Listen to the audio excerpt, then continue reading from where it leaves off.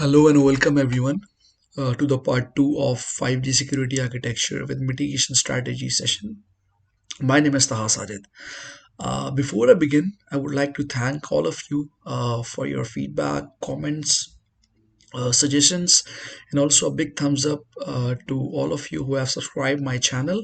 This is what keeps me motivated and encourage me to make such videos. Thank you, all of you. Okay, so to cover the agenda, now from where we left, so those of you who are joining me for the first time, for example, I have recorded the previous parts of the previous part of this 5G security session, as well as you can go to my channel and you can watch initial registration as well as session management sessions which I have delivered. So you can go through and let me know what you think about it. Okay. So covering the agenda, what we will be going to cover in this session is basically 5G threats and challenges.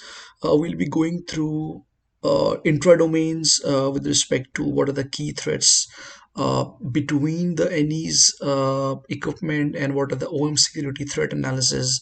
We will be also seeing the threats from outside the operator's network or from the UE, from the internet, from different other domains. And then in the end, we will talk about traditional security mapping on 5G network in terms of confidentiality, integrity, availability, and traceability. So let us start. Now, if you look at the 5G architecture, basically this is what it looks like on a high level. So we have UE, then we have RAN, we have EMS, the OSS platform. We have also the core network over here, and then within those elements you are externally you are connected to internet, and if you are, for example, having an SCCP carrier or ISP or any third party which you can connect to, it can be also, for example, your roaming network. So this is also another domain which you're connected to. Then you have also an MEC, a multi-access edge computing platform.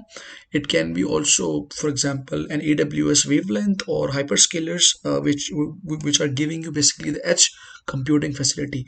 So this is how a traditional 5G architecture looks like. Now, if you see this architecture, we can easily divide this into external threats, which are posing threats to us externally. For example, UE, internet, other city networks, the LI gateway, the external networks. Then we have also intra-domain threats, which are internally to the domain. So, for example, between RAN and core network, OSS and the MEC domain, or all the things that is happening inside this network. So we have external threats and intra-domain threats. Now, looking onto external threats, for example, from the UE side, EMS, all these sites, air interface security threats, what they can be. For example, we can have tampering of user data and information. With this, tampering can happen, for example, if there is a man in the middle from UE to RAN, if it's let's say a spoofing device or anything which can intercept the signal and can read the information, that can be, and it can maybe tamper that information and then again send to RAN. So this is considered to be a tampering of user data, which is theft. Then deny user access due to DDoS. DDoS is distributed denial of service attack, which means, for example, that they can, from example, there is a UE which can send malicious traffic to this RAN, and there is not one UE, it can be multiple UEs, in a way that the RAN, when it will receive a high number of traffic, it can no longer be functional. Uh, it can have some downtime due to sudden increase of the traffic, you know or for example, there is some device which can be used to transmit millions of signals towards RAN. It can be a combination of devices, or it can be single device as well. Then we can have illegal access to the network by unauthorized terminals. This is, we know that, we can have blacklisted terminals or anything, which are not 3GPP standards. We can have, for example, not 3GPP, even if you're having non 3GPP, let's say a Wi-Fi device, but it can still be, for example, if it's tampered, or it is something causing it is having a malicious sim, or something is or it is, this reminds me of a black box, which is, for example, when we are receiving a call from internet, then you see that there is a change in the number you have experienced. So there are some devices which can intercept the signals and then give to the network, which can be something malicious. And we can have malicious interference. So all this are the air interface security threats.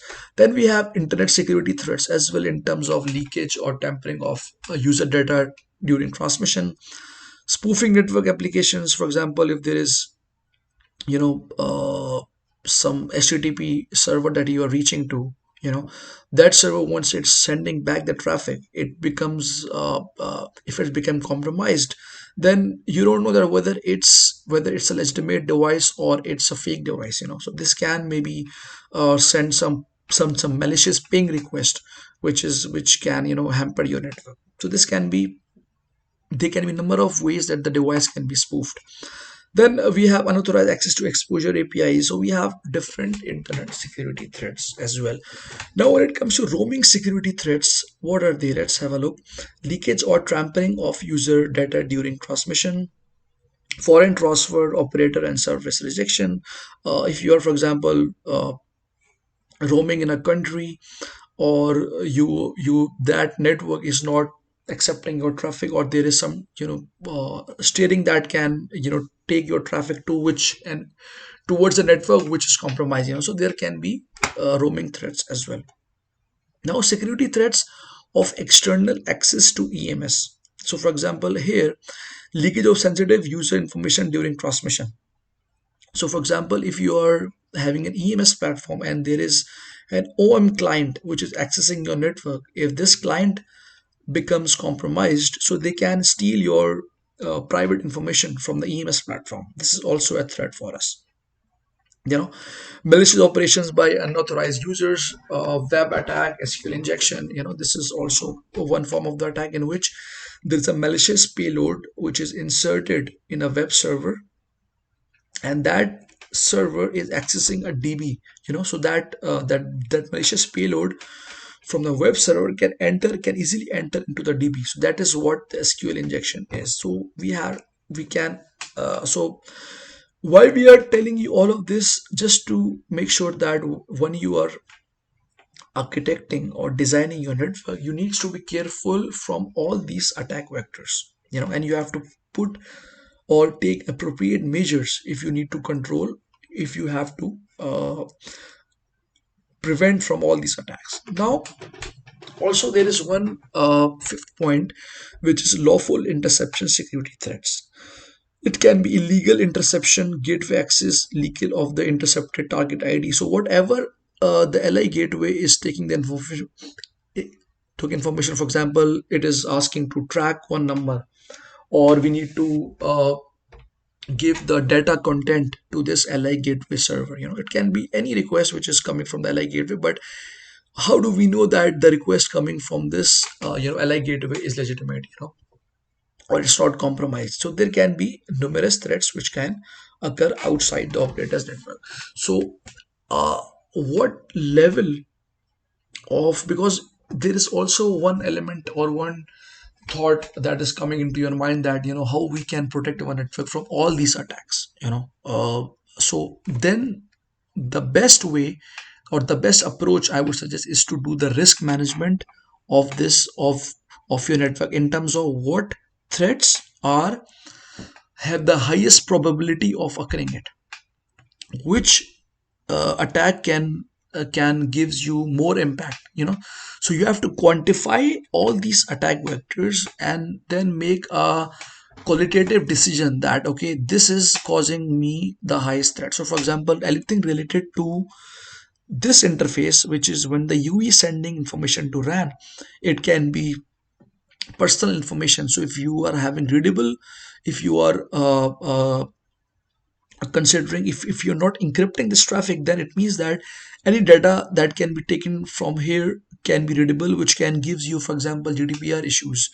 So GDPR is General Data Protection uh, law, in which any personal identifiable information which is compromised can give you some penalties to the network. So this is very important to protect such personal identifiable information.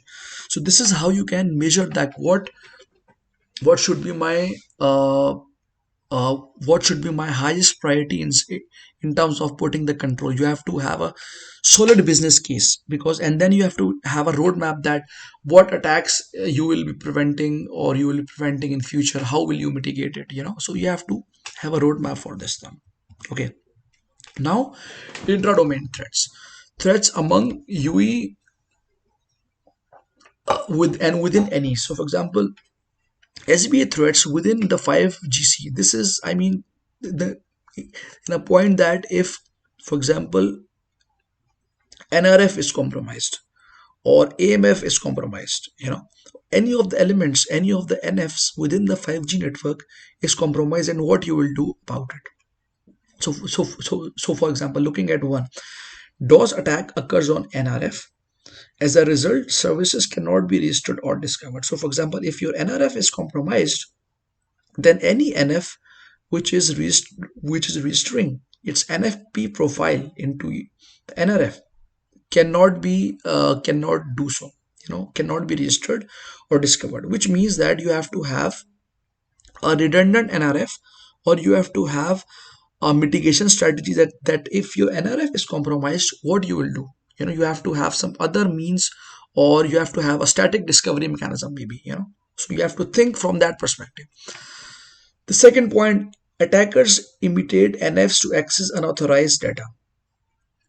So this AMF is compromised and it is behaving just a normal man, just a normal NF. So for example, if this guy has compromised the AMF, then any request coming from that AMF, you don't know that whether it's tampered or not, or where it is being redirected to. Eavesdrop and tampers data among NFs. So it can be numerous attacks from DOS, eavesdrop, attackers based on existing HTTPS vulnerabilities.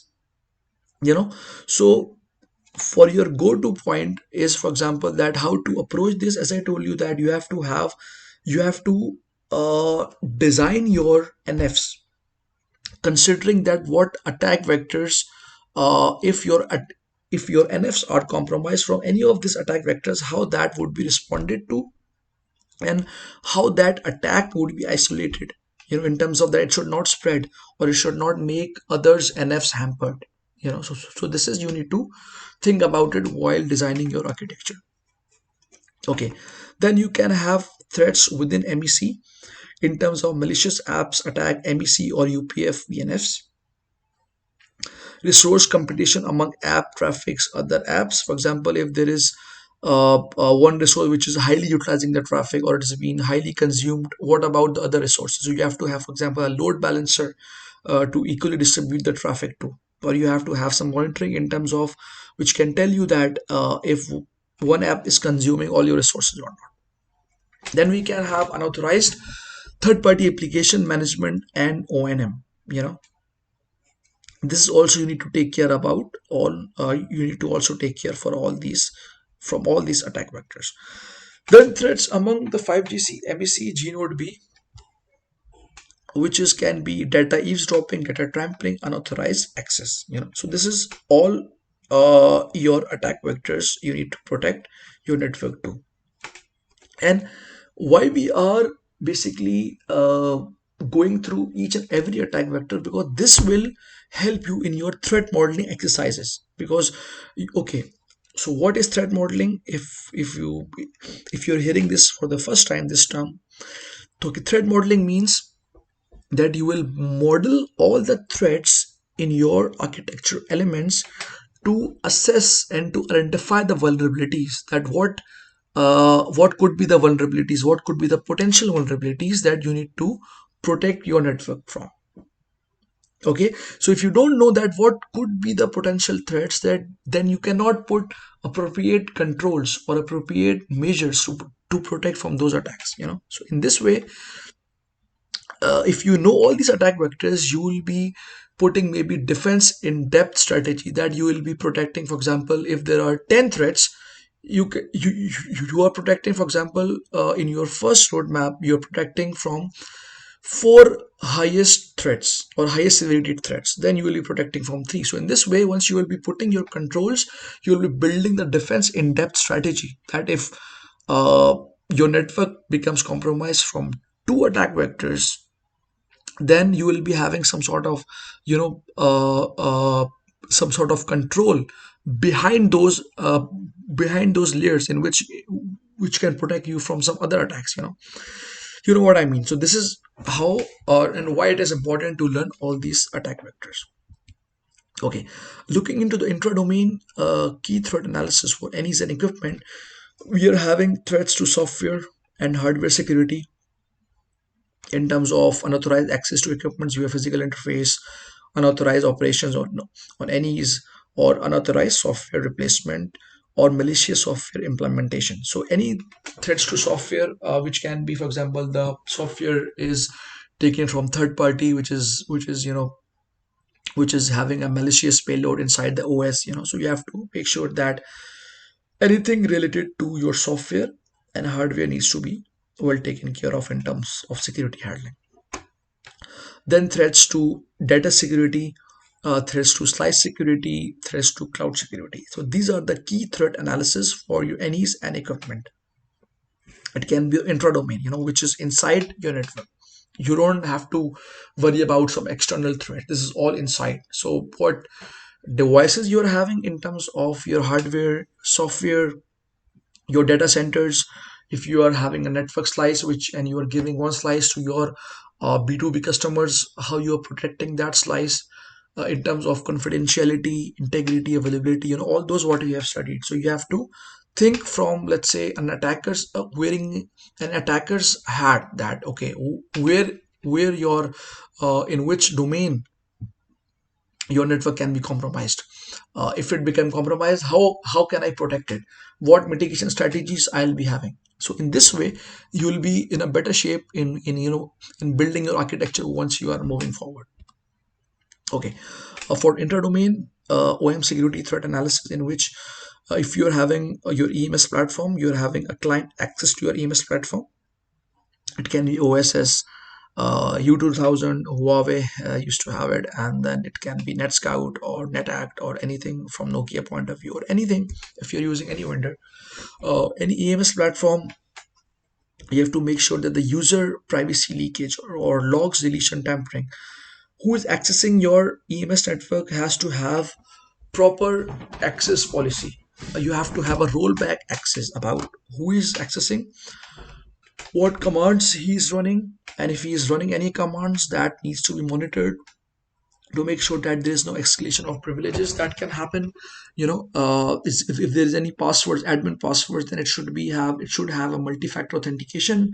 Admin needs to have a proper role defined while what it is accessing it, and any malicious operations by authorized users. So for example, if this client becomes compromised, or so you have to have a proper mechanism in case, for example, any high risk commands should not be run from the EMS, because we should not have the control given from the high risk commands to for the high risk commands from the EMS. It should be directly from the node.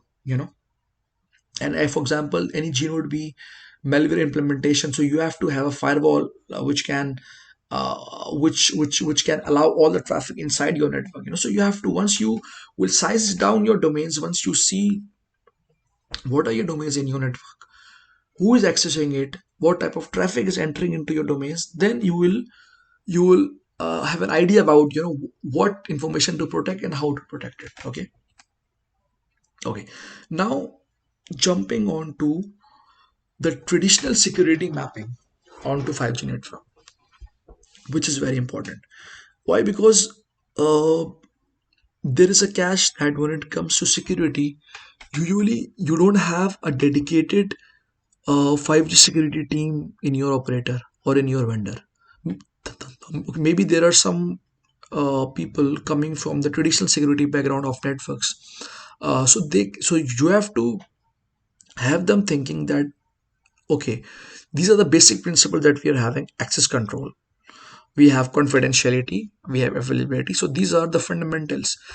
So you have, if you apply those fundamentals into your telco domains or into your 5G architecture, then you can maybe use all those controls that you have, that you will be doing in the traditional security, and then you can maybe understand that which areas you need to protect. Because see, security, as I told you in my last videos, that, or in my last previous video, that security itself is a big domain, you know and you don't know where to start and where to finish.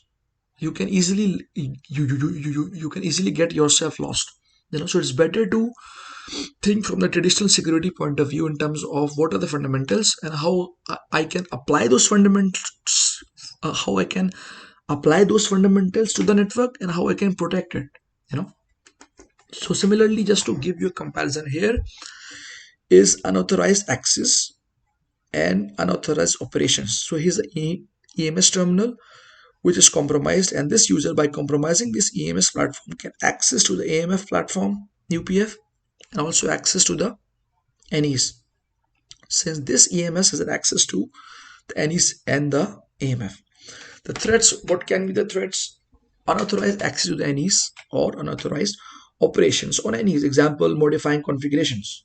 Okay, this is very understandable, because EMS can run the commands over here and EMS can run the commands over here. So if this is compromised, it can run some malicious commands to this AMF node.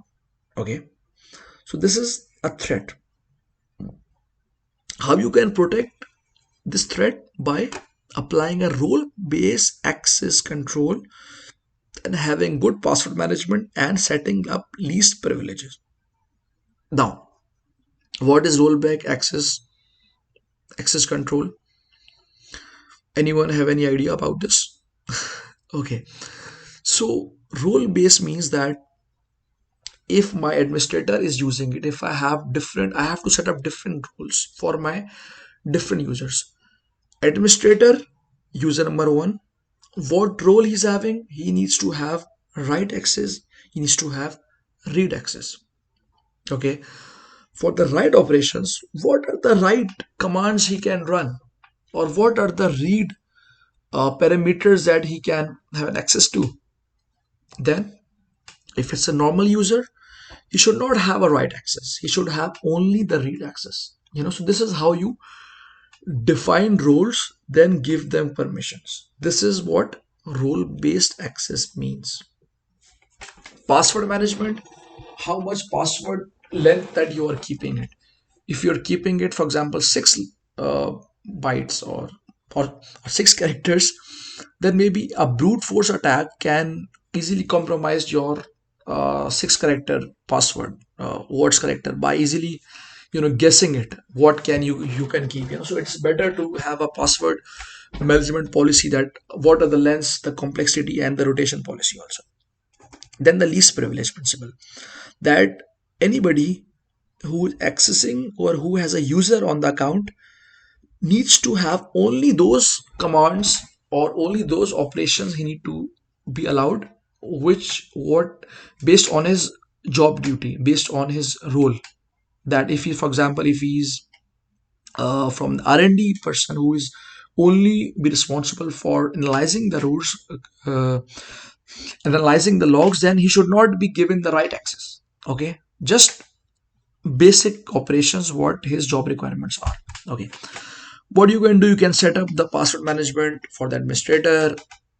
You can have mapping between user roles, rights, identity, authentication, who can access what. Then this way you can have a good control of your EMS platform. Then also you can put EMS under the AAA or any identity access management server, which means that anybody who needs to access the EMS platform, he needs to go through the authentication process. Maybe it can be a multi-factor authentication, it can be some challenge which he has to go through in order to validate that if he's the right person or not, so you can also have your EMS platform be a part of some AAA or IAM solution. Okay, then he can have an access authentication, that how he can access. And maybe you can, if you want to go another mile, then you can put up a session based, that for example this session needs to be only allowed for 10 minutes, should not be allowed for more than 10 minutes, or there has to be a token which needs to be granted if we need to access AMF. So there you can put up numerous controls over here, security policies, authorized access, role-based access control. So all this that we have studied. So in this way you can protect this unauthorized access and unauthorized operations. I hope that this has given you a good understanding. Okay. Now, three plane isolation to prevent simultaneous access. Now, this is the okay. So first, let us understand what it is about. So, if we don't have a separation of the planes, management plane, control plane, user plane, we have only one plane. Anybody who have an access of this management plane can go inside the control plane, can also go inside the user plane. If this is compromised, it can go vice versa. It can, anybody who has an access of this can go here and here. Okay, if it's not separated. Unauthorized access to management plane, control plane, or user plane. If any of one of those is compromised, now to protect it, what you should do, you should segment it. That this should be only having desired ports, desired subnets, desired VRF, desired VLANs, all the things you have segregated from the RAN backhaul to the core network. That if anything inside this, or if this layer is compromised, should not go into the control plane, to the user plane. How you segregate it based on your own architecture design. It can be based on VLAN isolation, port isolation, VPN or VRF, VPRF, or you're using some sort of encrypted transmission for key data, or VM equipment isolation. So how you are doing it, it depends on your use case, on your network architecture, on your requirements. Okay, but the point is that you have to segregate all your resources. Make sure that you have different planes for different set of operations. Understood? Okay, let's move ahead. Let's go ahead. Okay. This is also very important for in terms of confidentiality and integrity. This is what we have studied in the first part. Okay. Any malware implementation or malicious replacement of any software from the EMS software, which means any OS, any third-party image, any images which is going inside your network can be malicious. If it's from third party or open source, we don't know the integrity, that whether it's corrupted or not, how it will work in the productions operations phase. So if EMS or any software is compromised, then it will obviously make your software of the equipment compromised. Okay, which can be give you escalation of privileges, which can compromise your kernel of the OS layer, which can maybe go into or destroy your namespaces. So a lot of things can be done if your software is compromised. Now, how to protect it? This is, by the way, this is for the packages, software packages, or any libraries, any OS libraries, anything related to the software that is coming into your network. You should have a digital signature, secure boot, DIM, to mitigate malware implementation. What does this mean is that if, for example, any images, any OS, any software should not be from open source or third party, it should have a checksum which should determines that if it's properly is the same file which has been given to you. So you have to verify the checksum. First of all, it has to be some sort of integrity production. It has to have it. Then it has to have, for example, a digital signature in which it has to have something like a private, a public key mapping, that this is coming from a genuine certificate authority. It should have it it should have the public key of it. Okay. And then you should have a secure boot mechanism, that how you are booting it from your trust of root to boot from the OS to the application. You have to have a proper hierarchy, that this is how you will be doing it. Download software from authorized sources, public key to verify the EMS loading. You have to have a public key verify that whether this is the real authentic server from where I am getting this software. You know, then the signature verification before upload. You have to verify the signature that this is not been tampered, or this is coming from the authentic source. Then you have to have a secure startup mechanism. What you have to have the SOPs, how you are loading that file. You should not skip any step. So all the way from getting the file, verifying the integrity, verifying the digital signatures, from private key to public key mapping, then having a proper procedure of how to load that server into your, or load that package. You have to follow all the steps. This is just an example, that software process, application code, and memory. This is a kernel memory code, calculating the hash verification code to make sure that this is all what it is claiming to be. It should not be tampered. Then you have to have, so once you will verify you have that integrity check passed, then your software code, and you have to compare your code with your baseline software also. So this is, the additional step that you can do. But the point is that you have to have a digital signature, you have to have a secure boot process, and then you have to have the checksum of that package that you are getting it. Okay. Now, another point, challenges to privacy protection in big data era. These are the different personal identifiable information fields: IMSI, mobile number, user IP address, IMEI information. This is all the personal identifiable information. So anything related, if any breach related to this, all these fields, can gives you a real headache. The minimum breach of GDPR, because this comes all or under all GDPR, which is the General Data Protection Regulatory Law, which is any personal identifiable information should not be taken, or if it's taken, then you have to have a proper security measures to protect it. If you are not protecting it, and if it's compromised, all this personal identifiable information, then you can face up to 4% of your global revenue, or 20 million euros. That's how big it is.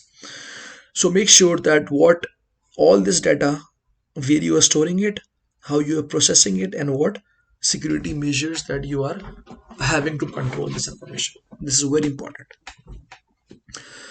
Just as a heads up, there is a good privacy framework from NIST, so you can have a look on that. And maybe if you will get some time in some other videos, I will try to cover that, how you can have the privacy, or how you can protect all this information, and what privacy framework and how you can apply it, basically.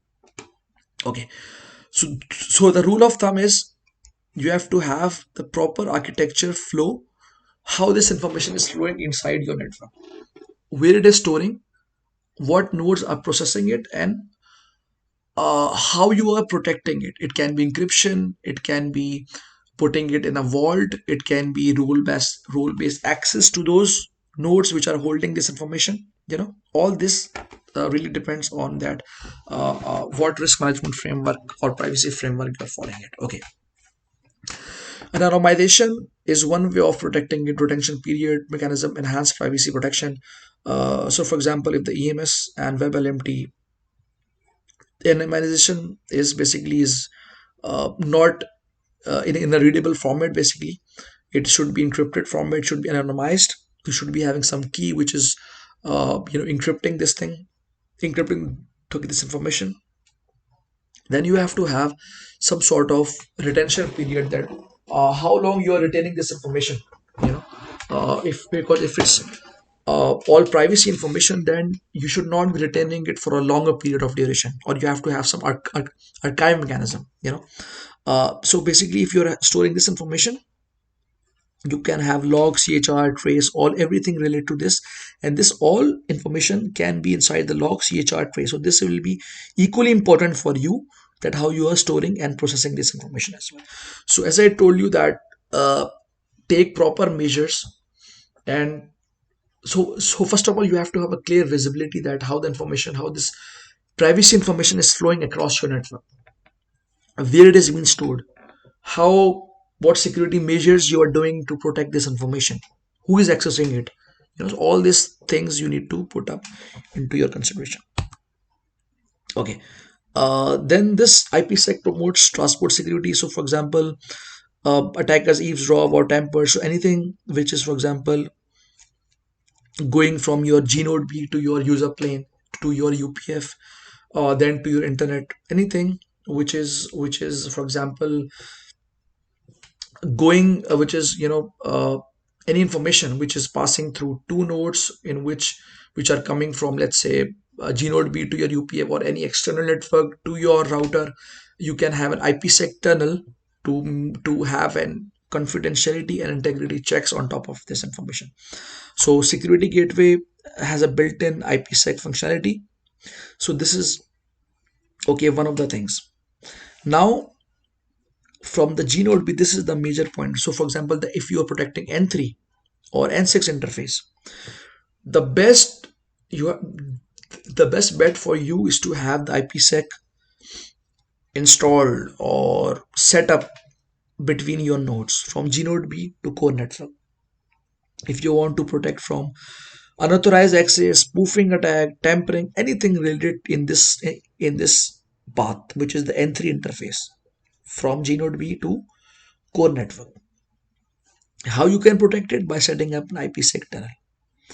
What is required for the IPsec tunnel? You have to have a certificate, and you have to have a PKI authentication framework, because in the IPsec, to enable it, you have to install some certificates into it. You have to have a digital signature mechanism of your nodes. Okay, that this gnode B is being authenticated to send the traffic to, you know based on the operator's PKI authentication framework, adopt IPsec to enhance transport security.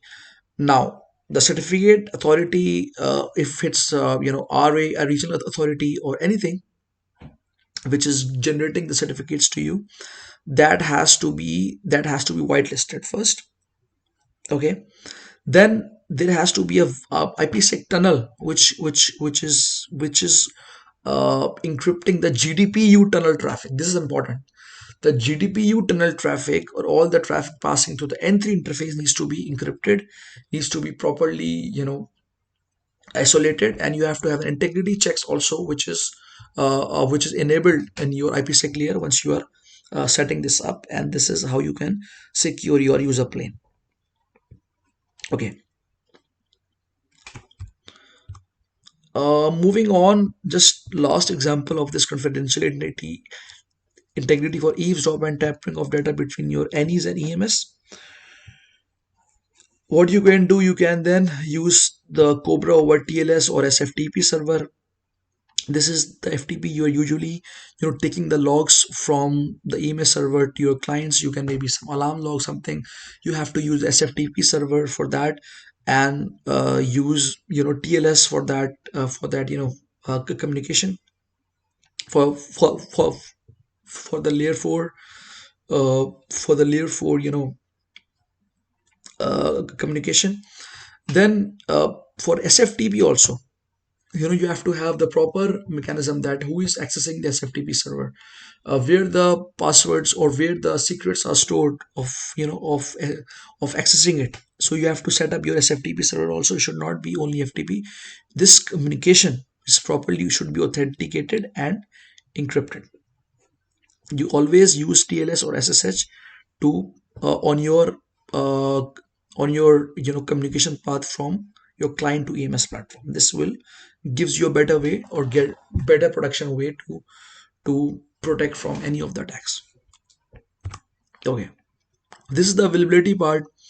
uh, okay, flow control mechanism mitigate air interface risk. So for example, if there is a DDoS attack which is happening from the UEs towards the radio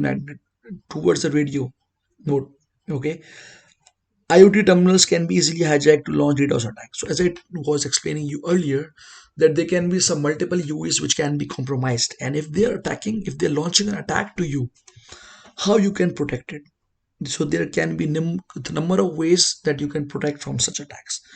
Basically, that you can enable the flow control mechanism. That with flow control mechanism, if you need to, for example, the radio, the gnode bees can set up that how many packets it can accept.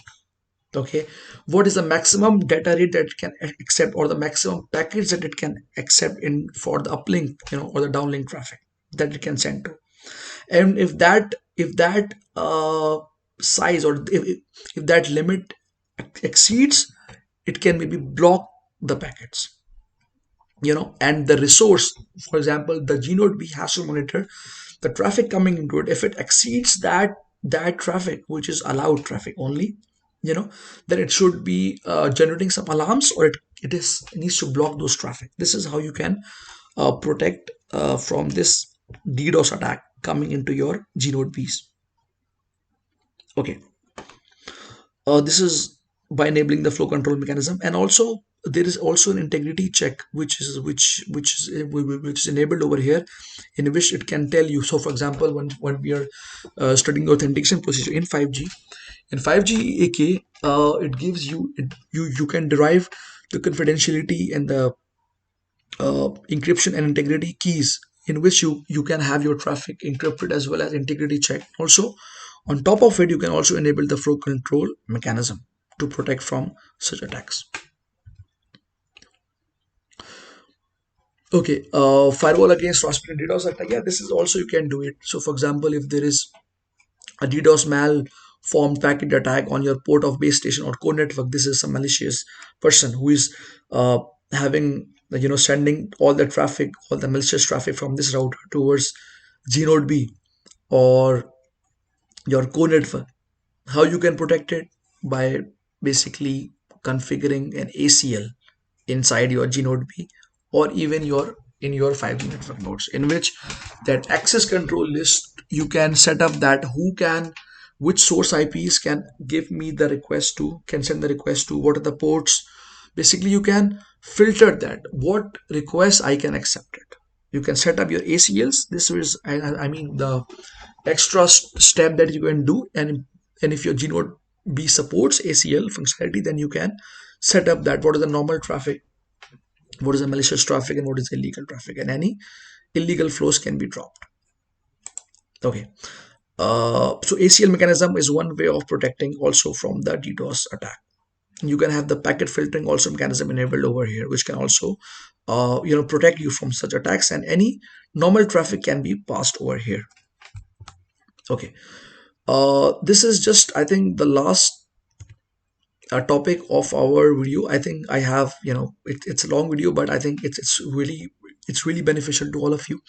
So for example, from the traceability guaranteed by security alarm, so make sure that you're having good traceability in your network, in terms of you're having all the alarms in your network. For all the alarms, you should have the events triggered, that if there's any malicious event that happened, what is the action now taken.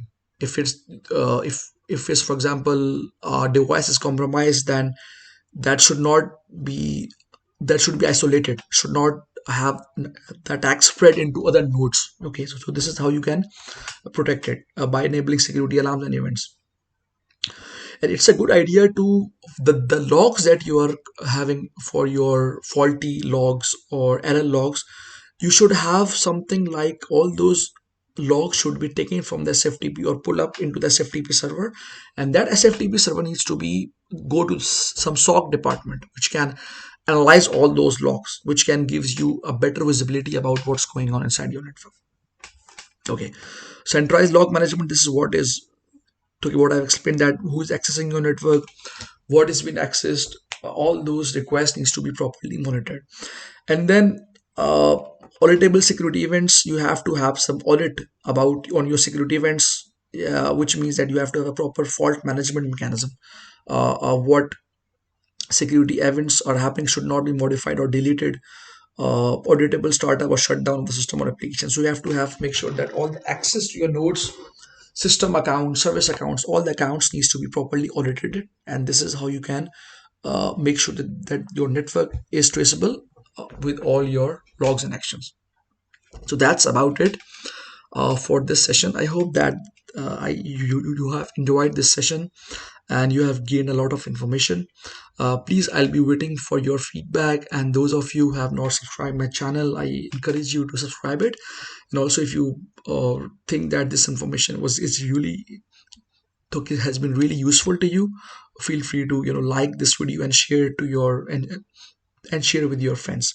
Hope to see you in some other videos. Thank you very much.